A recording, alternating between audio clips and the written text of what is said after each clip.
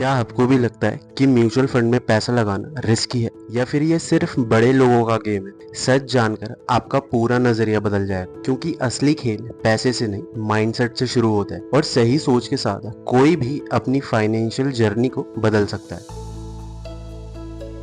Finance में success इस बात पे डिपेंड नहीं करती कि आप अमीर परिवार से आते हैं या फिर आपकी शुरुआत कितनी छोटी है। असली फर्क आपकी कंसिस्टेंसी, सीखने की इच्छा और सही गाइडेंस से पड़ता है। अगर आप रोज थोड़ा थोड़ा सीखते हैं, अपने पैसों को समझदारी से मैनेज करते हैं और डिसिप्लिन मेंटेन करते हैं, तो फिर धीरे धीरे आपकी फाइनेंशियल सिचुएशन स्ट्रांग हो जाती है। साथ ही अगर आपके पास स्ट्रांग सपोर्ट सिस्टम हो, जैसे सही मेंटर्स, एक पॉजिटिव कम्युनिटी या ऐसे लोग जो आपको गाइड करें, तो आपकी ग्रोथ और भी तेज हो सकती है, खासकर जब सिचुएशंस टफ हो। आपका बैकग्राउंड आपकी शुरुआत तय करता है, लेकिन आपका माइंडसेट और डेली एक्शंस आपके फाइनेंशियल फ्यूचर्स को तय करते हैं। और जब ये सही माइंडसेट बड़े इन्वेस्टर्स और फंड मैनेजर्स अपनाते हैं, तब पैदा होता है एक पावरफुल प्रिंसिपल, क्लाइंट फर्स्ट, जो लॉन्ग टर्म वेल्थ क्रिएशन की असली फाउंडेशन बनता है।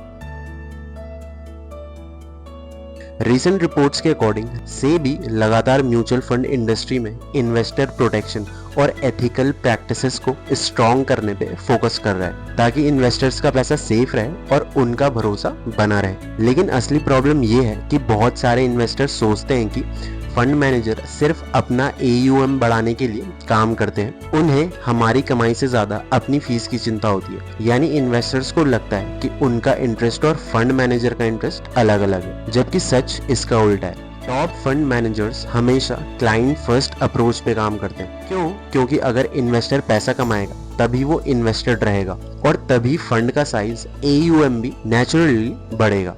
यानी investor profit is equal to fund growth, और यही अलाइनमेंट म्यूचुअल फंड की सबसे बड़ी ताकत है। यानी इन्वेस्टर का profit is equal to fund growth, और यही अलाइनमेंट म्यूचुअल फंड की सबसे बड़ी ताकत है। एक रियल केस में एक फंड मैनेजर ने खुद अपने इन्वेस्टर को कहा कि इस फंड से पैसे निकाल लीजिए, क्योंकि उन्हें लगा कि आगे रिटर्न्स कम हो सकते हैं। इस डिसीजन से उनका खुद का AUM हजारों करोड़ से गिर गया, लेकिन उन्होंने फिर भी इन्वेस्टर को पहले रखा। असली में यही होता है क्लाइंट फर्स्ट माइंडसेट, और यही वजह है कि अगर आप सही माइंडसेट समझ लें, तो अगला सबसे जरूरी स्टेप है उन गलतियों से बचना जो ज्यादातर बिगनर्स को शुरुआत में ही पीछे कर देती हैं।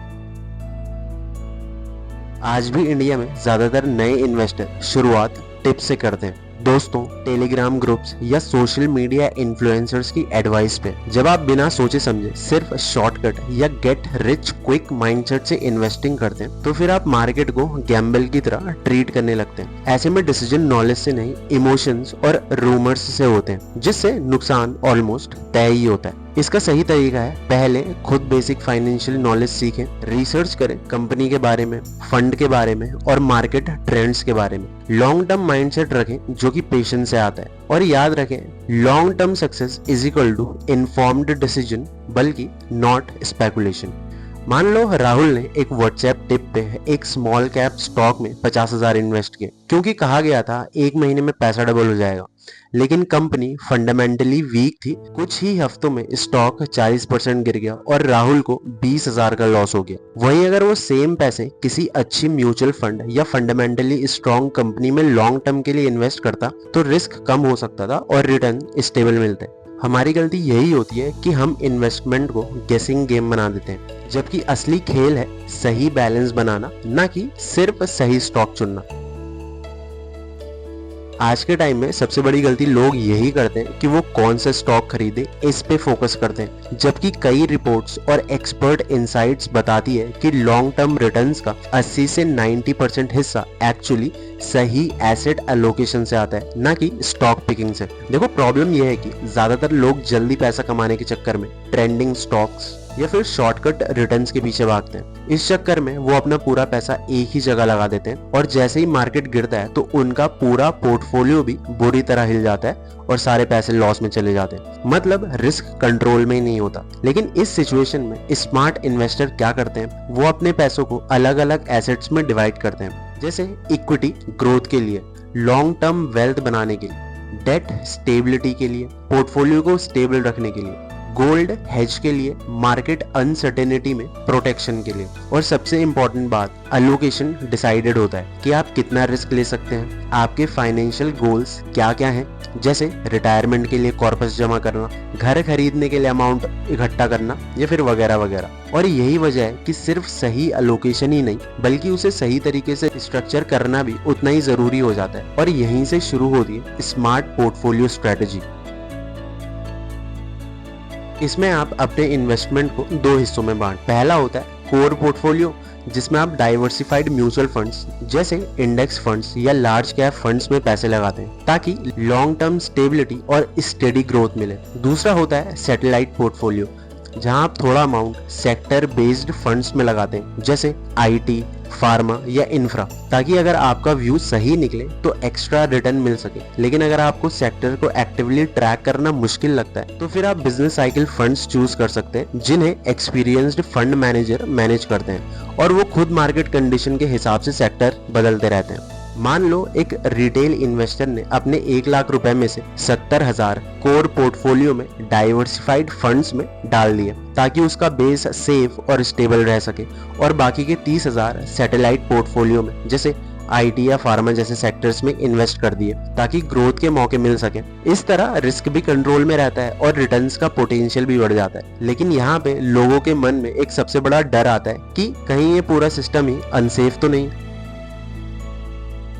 रिसेंटली सेबी ने म्यूचुअल फंड इंडस्ट्री के लिए नियमों को और स्ट्रिक्ट और इन्वेस्टर फ्रेंडली बनाने पे जोर दिया है ताकि इन्वेस्टर्स का पैसा पहले से ज्यादा सेफ रहे। फिर भी ज्यादातर लोगों के मन में एक बड़ा डर होता है, अगर एएमसी यानी एसेट मैनेजमेंट कंपनी बंद हो गई तो फिर क्या होगा, क्या मेरा पूरा पैसा डूब जाएगा। और यही डर लोगों को म्यूचुअल फंड में इन्वेस्ट करने से रोकता है, क्योंकि उन्हें लगता है कि उनका पैसा किसी कंपनी के पास पड़ा है। लेकिन सच्चाई बिल्कुल अलग है। म्यूचुअल फंड में आपका पैसा एएमसी के पास नहीं होता बल्कि एक सेपरेट ट्रस्ट स्ट्रक्चर में रखा जाता है जिसे एक कस्टोडियन मैनेज करता है। मतलब एएमसी सिर्फ मैनेज करती है लेकिन पैसा आपके नाम पे ही सेफ रहता है। अगर कोई एएमसी बंद भी हो जाए तब भी आपका इन्वेस्टमेंट सेफ रहता है और उसे दूसरी एएमसी में आसानी से ट्रांसफर किया जा सकता है। यही मजबूत स्ट्रक्चर और रेगुलेशन म्यूचुअल फंड को लॉन्ग टर्म इन्वेस्टमेंट के लिए सेफ बनाते हैं। और जब ये समझ आ जाता है कि आपका पैसा म्यूचुअल फंड में सेफ है, तब अगला सबसे बड़ा सवाल होता है, आखिर आने वाले टाइम में कौन से सेक्टर्स आपके पैसे को तेजी से ग्रो कर सकते हैं।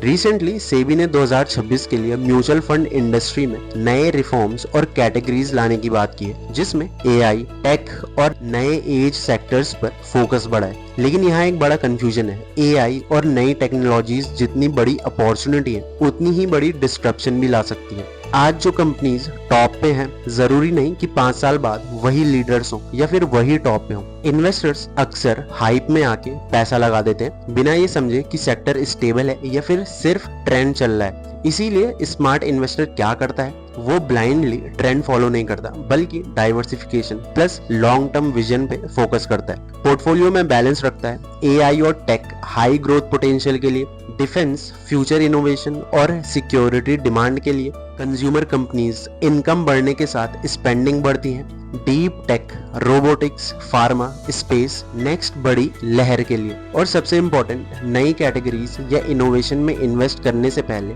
उनके रेगुलेशंस और स्ट्रक्चर को समझता है, क्योंकि यहीं से रिस्क कंट्रोल होता है। अब जब आपने फ्यूचर अपॉर्चुनिटीज और नए सेक्टर का पूरा गेम समझ लिया तो अगला सबसे बड़ा सवाल ये है कि इन अपॉर्चुनिटीज में इन्वेस्ट कैसे करें कि रिस्क भी कंट्रोल में रहे और रिटर्न्स भी कंसिस्टेंटली मिलते रहें।